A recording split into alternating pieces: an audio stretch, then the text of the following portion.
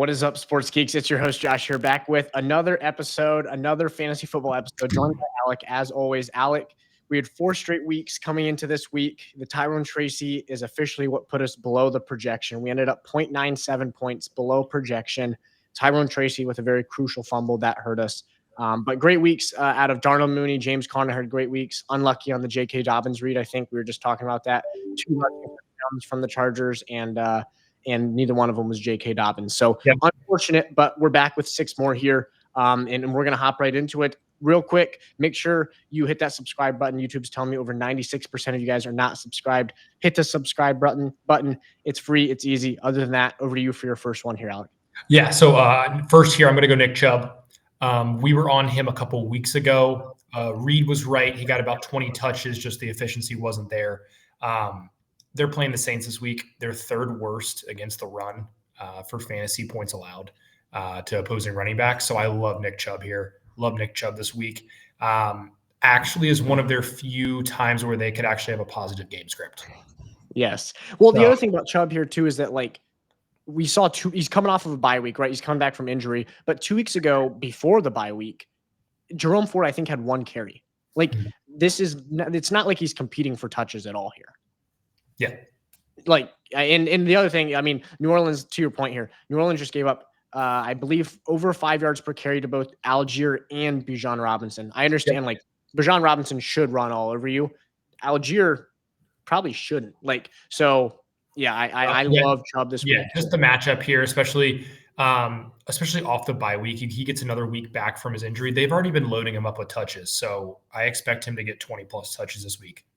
Yeah, no, I love that. And I'm going to go for my first one here. I'm going to go receiver. I know last week we were very running back heavy. I actually have 3 receivers today. And so my first one here, I'm going Jacoby Myers. I think Jacoby Myers, he's up against a decently tough matchup here against Miami. Don't get me wrong. Mm-hmm. But I'm looking at his weeks of targets here, and it's 9, 10, 9. He misses 2 games and then goes 7 and 11, and his snap share is through the roof. He's running routes on every single time they're throwing the ball. Devontae Adams no longer competing for targets, and since Devontae Adams has left, he's been spectacular. I understand it's a difficult matchup, but you're also going to be losing this game. I can guarantee that.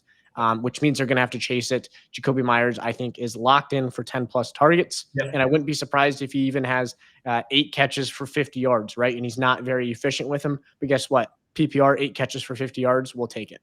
Yeah, no, I love Jacoby Myers this week, especially his target share is just going to continue to rise. They don't really have anybody else in that offense except Brock Bowers. Yeah. So it's going to be him and Brock Bowers, however you divvy that up. I love him this week for sure. Yeah, absolutely. Over to you for your second one here. We are flying through these here, but we'll just keep moving. Yeah. Okay, so second one, I got Calvin Ridley. So Calvin Ridley, they're going up against Minnesota this week. Probably a trailing game script. Calvin Ridley the last 3 weeks, kind of crazy. 15 targets. So actually, since their bye week in week 5, so this is week 6 on. 8 targets, 9 targets, 15, 8, 9. He is. What's funny is week 6, he had 8 targets, no catches. That's kind of hilarious. But then he rebounded with 7 PPR points, 22, 12, and then 25. You're probably playing him in your flex. I think he's a great flex play this week. Minnesota's 2nd worst to opposing fantasy wide receiver points per game. Their secondary kind of gets gashed for how well Minnesota's defense played well at the beginning. They've been kind of giving up a lot of passing yards lately. Really like them probably in a trailing game script when he's going to get 10-plus targets. Yeah, no, I love it. And I also think that Minnesota's rushing defense is pretty good, which means that for I'd say a subpar rushing offense in Pollard and Spears behind that Titans offensive line, I think that they're going to have to be throwing the ball, even if they're not trailing in the game script, which I think they will. I'm right there with you. I think they will be. Even if they're not, they're going to have to, because it's probably going to be 2nd and 8 through 10. 90% of the times if you're running it on first down. So no, I love Ridley. Similar to Myers here, right? You have a huge target share, and you're in a game where you're probably going to be trailing. I absolutely love it here. So I'm just going to keep the exact same MO here, going to a receiver who has had good target share up until this past week. This past week did not. but good target share up until then. And now is going to be in a game where they're trailing for sure. And it's Ladd McConkey. Ladd McConkey coming off of a really crappy week against Tennessee. 2 targets. 2 catches, 2 targets.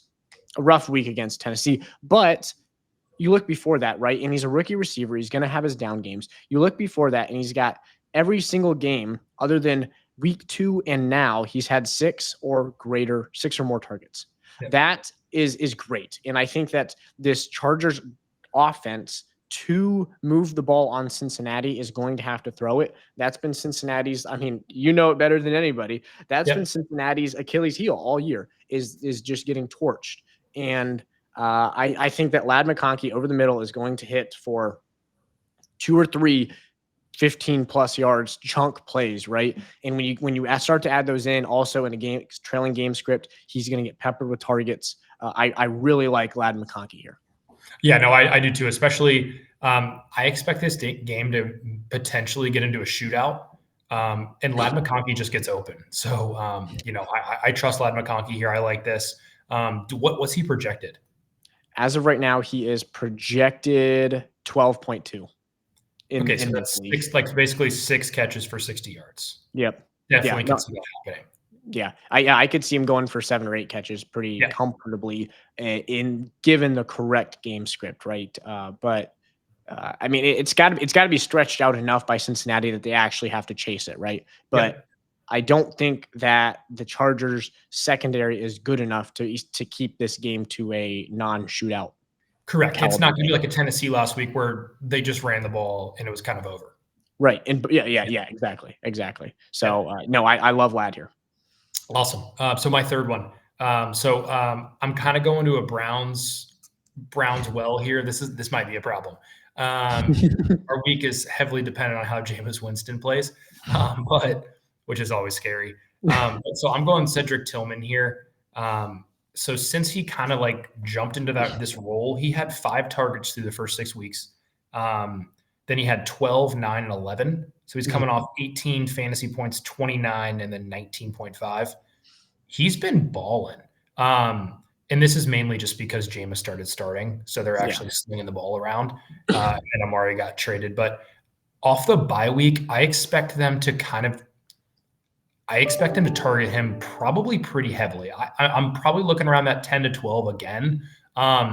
This is going to be dependent on how Derek Carr plays as well. I know we're talking about game script positive for Nick Chubb potentially. I think Cedric Tilman might have to be a little more efficient this week on his targets, but he's shown efficiency so far. So there's no reason why we should really go against him. Yeah, no, I'm with you. He's only projected 12 this week. I think he's going to shatter that number. And the other thing to think about too is that he came into this role with no chemistry with Jameis Winston, right? And had 3 games and he played spectacular. Now you've had 2 weeks since that last game to continue to gain chemistry as every day in practice, Jameis Winston's the QB1 and you are the wide receiver 1. So it's only going to get better from here. And you've had success going to Cedric Tilman. So if you're Kevin Stefanski and this Browns, coaching staff, there's no reason for you to say, yeah, you know what, we're going to start to throw the ball to Jerry Jeudy more, or, you might try to incorporate that in as well. But Cedric Tilman is the number 1 hard target in this offense. Yep. I love it. Yeah, him and David Njoku for sure. Also with Cedric Tilman, you got to think the Saints had a big win this past week against the Falcons. Usually with interim head coaches, it kind of just goes downhill pretty quickly. So I could see the Browns getting a sneaky win here off a bye in New Orleans. Well, yes, I agree with you. Huge win. But Kirk threw for 300. And Drake London and Darnell Mooney, who we were on last week, right? Yeah. You got a great pick from you there. Darnell Mooney goes over his projection, and so does Drake London. So you have 2 receivers that go over their projection against the Saints last week without Marshawn Lattimore. I think this week now, I'm right there with you, dude. Tillman is set up for, if we had to pick one player, I think, from our 6. I like Tillman. Yeah, Tillman's probably the guy here. So. No, I love Tilman to wrap up your 3 there. My third and final. So this is 5th receiver of the show. Last week we went 5 running backs. We figured we had to bounce back with 5 receivers here. And I'm going over to Pittsburgh.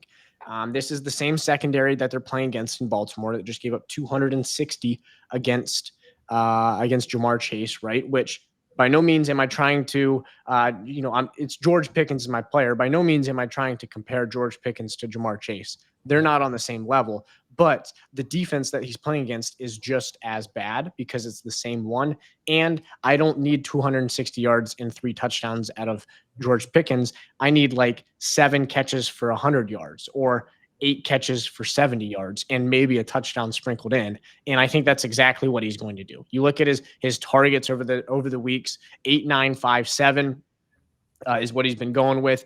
And Russell Wilson throws a great deep ball. He always has, and he's always been spectacular. We saw it to Mike Williams this past week too, and a great throw and catch. Russell Wilson's always been spectacular at putting the ball in the correct spots down the field. And George Pickens in a 1v1 is unreal at contorting his body and making spectacular catches. I mean, given his touchdown last week that we saw. So I think that this week you pair that together, and the Baltimore offense is just very much clicking right now. Yep. If you're in a trailing game script at all, I really, really like Pickens to go off. Even if you're not in a trailing game script, I think the only way you get to that point is if Pickens also has a good week. Yeah, I know. I totally agree with that. And even if you aren't in a trailing game script, you got to think George Pickens has the ability in this offense. If Russell Wilson only has 145 yards, George Pickens could have 95 of it. Yeah. So like the target share, he dominates. I love it. I love him this week, especially in a game that they need basically for the division. They could, kind of put a stamp on the AFC North if they could get a win this week. It'd be looking really good for him. So I could definitely see them just making him a big emphasis this week. So I love that. Yeah, absolutely. And it's in Pitt. So, Yep. I mean, I think the likelihood that they get blown out is a lot smaller than if it was in Baltimore. I think then you run the risk of, you're on the highs of highs. You're playing against a spectacular team on the road. Can you get blown out? I don't think it's happening here. I think they're going to compete no matter what. And yeah, to your point, Pickens is a home run hitter with additional value without home run hitter. Yeah. Like he's somebody that has great value if you're telling me he's only hitting singles and doubles, but then you add on the fact that he has a great potential to hit a home run.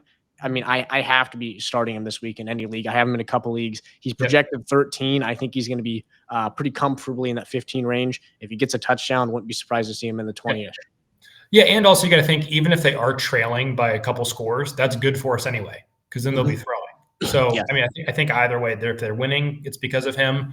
And if they're trailing, they're going to use him to get back in the game. So either way, we're fine. Yeah, the only thing that I think could absolutely screw it is if Pittsburgh were to get some absolutely absurd, which would be with any receiver, if Pittsburgh were to get some absolutely absurd weather to come in and that would blow in. But I mean, that's with any receiver ever. So I don't think everything's shaping up for Pickens and Tilman to go absolutely off. And then I think everybody else has great matchups as well. But this is a quick episode here, a quick hitter. I mean, like 12, 13 minutes here, but we got 6 guys for you. We have Calvin Ridley versus the Vikings. We have Cedric Tilman and Nick Chubb, both against the Saints. We have Jacoby Myers against the Dolphins, George Pickens against the Baltimore Ravens, and Ladd McConkey against your Cincinnati Bengals. If we go 6 for 6, I hope we're going 5 for 5 into Sunday Night Football, and then we watch Ladd McConkey torch your Bengals. Your Bengals can still get the win. Yeah, still get the win.